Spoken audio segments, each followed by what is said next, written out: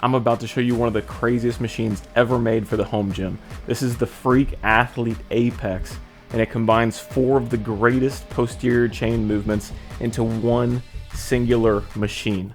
Let's go.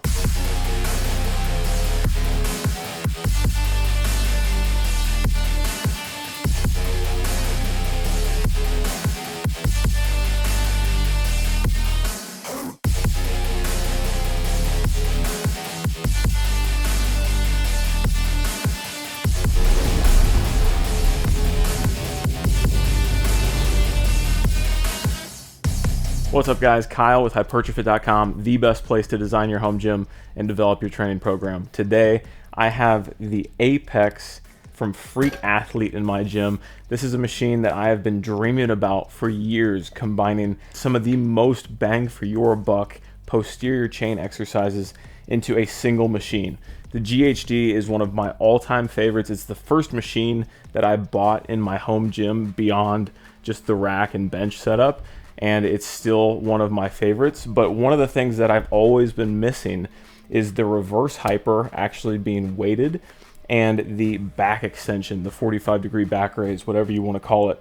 This combines all of those, as well as a top shelf here for Nordic curls. Now this is very much a first impressions video. I've had this in here built for 3 days. I have been using it quite a lot, and I already have some pretty good insights into what I think about each of the movements, the build quality, and everything else. So I'm going to take you through each of those and give you my take so far. I do want to mention this is already available to put into your setup in GymSmith. You can open this up, search for Apex, it will be in there. You can see just how high value those exercises are, whether you're looking at bodybuilding, powerlifting goals. Suffice it to say, if this thing lives up to the hype, it very well could be one of the best pieces you could add to your gym if you have the budget and the space for it. Now, the first thing I want to do is actually walk around the machine itself to get you familiar with it, see how it's actually built, what the materials look like. It's an incredibly solid machine, and it's quite big. This is a very robust piece, very nice welds, very well put together. The build process was honestly amazing. They have an incredible set of instructional videos to walk you through. All of the hardware is bagged up and labeled for every step. It was a dream to put this together. So now that we have this here, I can tell you right away that getting into and out of the machine feels really good. You've got these couple of footsteps, one in the back, one in the front. I do wish that they actually had one for each side. They do have the mounting holes on both sides, so you can put them on whichever side of the machine that you want, but you only have one set, so you can't do them on both sides. The other thing to note, and part of how this machine works, is you can't use this pop pin, pull this out to adjust the machine down. That only works on one side, so there's no pop pin on the other side. So even if you have the foot plates set up on this side like I do, you still are going to have to go around to the other side to actually make that adjustment. We have another pop pin in the back for sliding the entire carriage forward and back. This is extremely smooth. And then we also have these nice knurled pins on the front for adjusting the leg rollers. You can do either one, so top and bottom both adjust to however tight you want to be. We have 2 sets of handles on the foot plates specifically for your reverse hypers, so you can grab onto either of those, whichever feels best for you. This comes with the reverse hyper belt, and I will talk about that more when we get into the exercises themselves. You also have some band pegs at the bottom, which are really nice for moving this thing around, because this thing actually comes on wheels.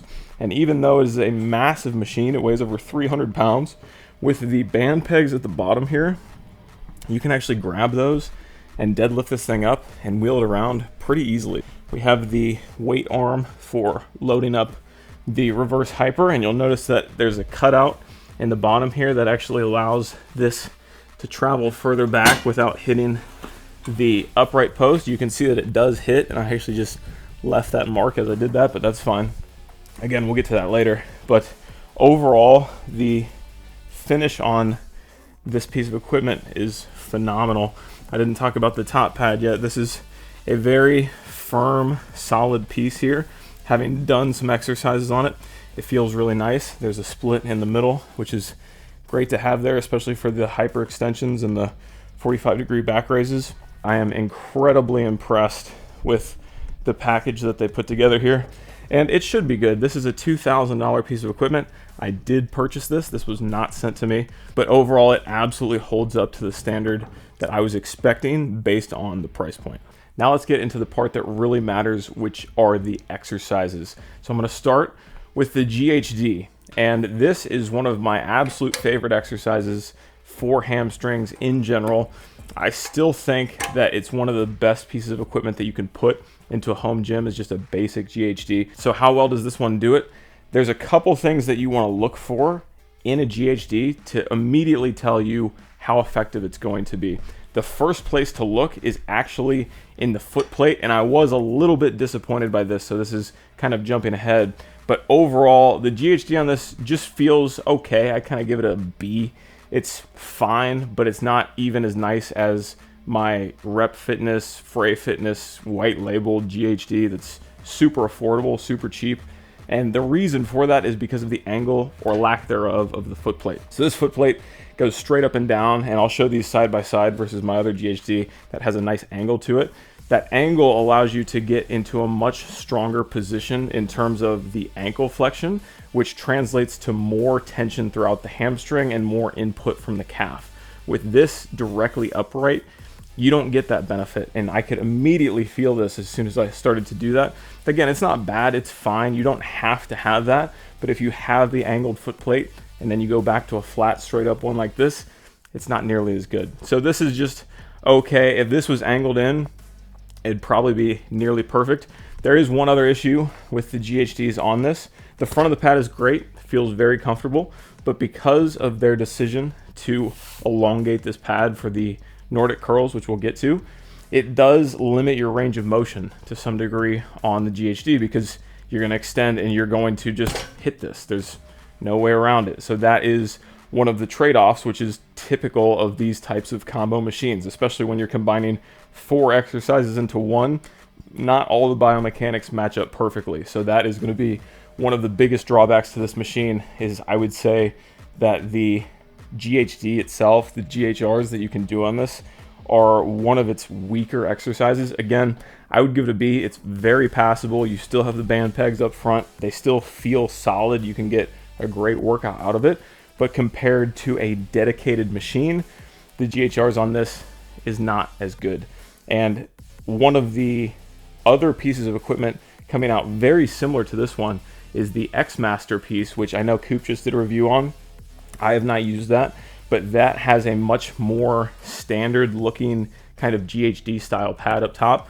I'd be willing to bet that that one feels better for GHDs, whereas this one might excel in some other areas, which we'll get to. So the next exercise that we'll talk about, since we're already in this position and we've kind of referenced it already, is the Nordic curl. So because of this having a flat top, you have much more room to extend and actually stop yourself at the bottom like a true Nordic bench. Sure, if you are a maniac, you could get on a regular GHD, sit your knees at the top and extend all the way out. Most mortals aren't capable of that. So having this nice extended pad is really solid for Nordics especially. And then what makes this machine really cool is because of the ability to lower this, you can do regressed Nordics, meaning that you have some assistance here, because now instead of starting from complete parallel, you can start at a bit of an incline to assist yourself up. That is how I have to do Nordics, because I certainly can't do them fully flat. That's actually why I'm partially excited about having this machine, is being able to fully train Nordics for the first time. But this is where we get into one of the kind of strange pieces of this, is that if you're doing a fully reversed Nordic curl and you wanted to come all the way up into this like back extension style position, you're going to have to raise this foot plate pretty high up here. And I can actually show you while I do this. I'm probably going to be completely off screen in the video, so I'll have to kind of re-angle this. But I'm in a 9-foot basement, and my head is nearly touching the ceiling when I'm in this position. I am 6'1", so I'm a little bit taller than average, but I am not 7 feet tall. and this is a 9-foot basement ceiling. So in certain positions here, if you're tall enough and you have a shorter ceiling, you are absolutely going to hit your head at the top. Now, that wasn't me at the top of the exercise, that was just me getting into position. But this thing sits incredibly high up, especially when you have to push this foot plate up. So that does need to be bared in mind if you are interested in picking this up, is that height actually does become an issue depending on how short your ceilings are. Now, overall, Nordics themselves feel really good with this. Again, I am not good at Nordics at all. I need to train them, and I finally can with this, but this lengthened pad does give you enough of a barrier to actually land on and stop at the bottom of the Nordic. And now naturally we are already in the 45-degree back extension position, so let's talk about that exercise. This is another one that I was extremely excited for because I cannot currently, well, prior to having this machine, do this exercise, and I didn't want to add more floor space specifically for one machine that only does this. This exercise itself on the Apex feels really solid. There are a couple of notes, namely the extended pad here does force your knees into full extension because your knee is actually going to be pressed up against it. So there is no way to get into a semi-bent knee position. That may be a good thing, that may be a bad thing. If that bothers your knees, there's no way around it, so that is the unfortunate part. And if you were trying to do more of a glute dominant movement by keeping a slight bend in the knee so that your hinge can be more dominant from the glutes, also not really something that you can do because of the length of these pads. However, in terms of just doing the 45-degree back raise, it feels great. You get a very nice hard stretch on the hamstrings. You have plenty of range of motion. I tried using the weight arm as a form of resistance, but the resistance curve isn't great because it's super easy at the bottom and then extremely hard at the top. So I would actually prefer to just hold a weight, whether that's a barbell, dumbbell, or whatnot. And because this thing is so mobile, if you have the space for it, you can actually move it in front of the rack and then grab a barbell from the rack to be able to do your weighted back extensions, which I really enjoyed doing so far. The final call out to make with the back extension itself is that you actually have to be tall enough to use it like this. So this foot plate does come up pretty far, but the problem is that this pad is so long that if I'm gonna make a guess here, if you're shorter than 5'8", you're probably not going to be able to fully hinge over this pad because of how far you are from this foot plate. For me, it's not an issue, but I am setting this typically at like the 5 mark. It goes all the way down to 18. So there's only 4 steps ahead of me in terms of shortening this foot plate to get into position here. So that is one of the unfortunate side effects of having the Nordic pad so long on this, is that shorter people are not actually going to be able to fully hinge over the pads on the 45-degree back raise. And then the final exercise is the reverse hyper. So you can see how easy that was to come down there. Reverse hyper being loaded from the front. You can grab either set of these handles and then obviously slide the carriage back to whatever length that you need. This exercise feels really good. So you've got the 2 weight horns down here, the included belt, and they also throw larger carabiners in here. I put some smaller ones on to try to help with the range of motion, because what can happen here because of this center pillar design is that when this extends all the way back, this will hit the post, as you can see. So that is something that is worth noting. Now, I did reach out to Freak Athlete, and they will send you a shorter belt for this. I haven't received mine yet. It is shipping to me, but I'm hoping that that will help remedy this. It's not a huge issue. You can get in position and get a great stretch coming through the range of motion on the reverse hypers. I'd say you can get like 90-95% of the full way without hitting the post. But if you fully let it go or your hips aren't high enough, you will hit that post. There's only one side that you can jump up into position on. So while that may not be an issue for some, if you want to have both posts to be able to kind of center yourself, that's not an option because there's only, again, one foot plate for both the front and the back. The other thing to note with the foot plate specifically is that you need to put this in the furthest back position that you can. So there's 4 holes down here. It requires 2 of them. You need to push this all the way to the back if you're using full-size plates on this, because if you have a second plate on the side that you have the foot plate installed, at that full extension of the arm, the plate can actually hit this foot plate before the weight arm hits the middle pillar.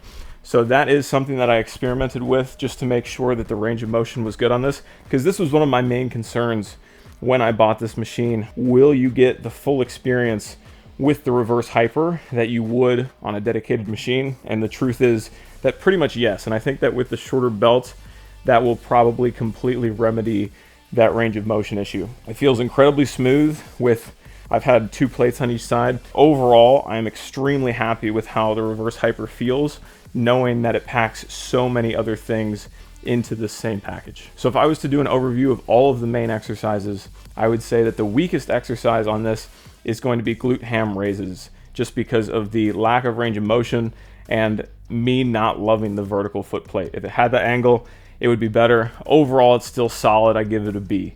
The Nordic curls, I give those an A. The ability to regress that is really nice. The pad is really solid, long enough that it actually matters for a Nordic curl, and it translates extremely well. So that is an A.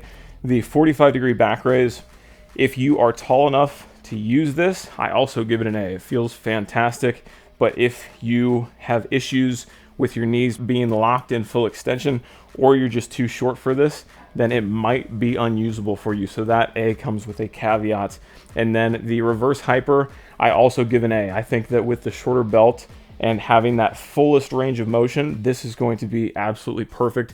It's already in this current state an A- with the current belt that it ships with, but it feels incredibly good.